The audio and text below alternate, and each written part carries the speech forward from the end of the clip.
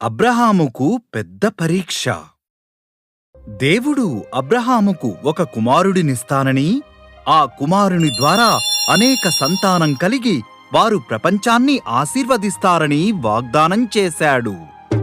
కాని పిల్లలను కనడానికి అబ్రహాము, శారాలు చాలా వృద్ధులు. 20 సంవత్సరాలు గడిచాయి. అప్పటికీ అబ్రహాము దేవుని వాగ్దానముపై నమ్మకముంచాడు. అతనికి 100, శారాకు 90 సంవత్సరాల వయస్సున్నప్పుడు దేవుడు తన వాగ్దానాన్ని గుర్తు చేస్తాడు. శారా ఒక కుమారుని కంటుంది.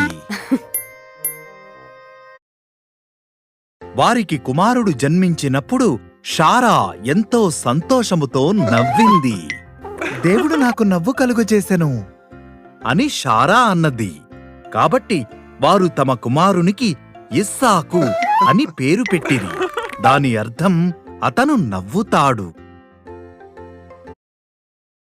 ఇస్సాకు బాలుడుగానున్నప్పుడు అతనిని మోరియా పర్వతము మీద దేవునికి బలిగా అర్పించమని చెప్పి దేవుడు అబ్రహామును పరీక్షించాడు. అబ్రహాము గందరగోళానికి లోనయ్యాడు కాని అప్పటికీ దేవుని యందు నమ్మకముంచాడు.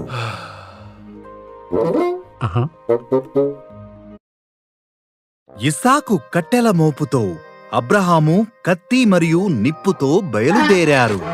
ఇద్దరూ కలిసి కొండపైకి ఎక్కారు. బలి అర్పణకు గొర్రెపిల్ల ఏది అని అడిగాడు ఇస్సాకు. దేవుడు ఇస్తాడు అన్నాడు అబ్రహాము.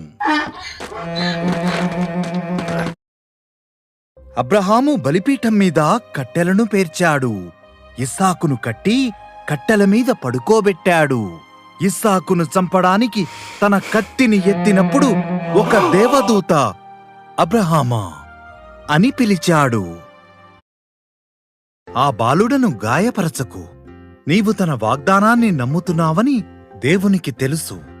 ఆ పొదల మధ్య చూడు, ఒక పొట్టేలు కొమ్ములతో చిక్కుకొని ఉంది, దానిని బలిగా అర్పించు అని దేవదూత కేక వేశాడు. అబ్రహాము తన కుమారునికి బదులుగా ఆ పొట్టేలును బలిగా అర్పించాడు.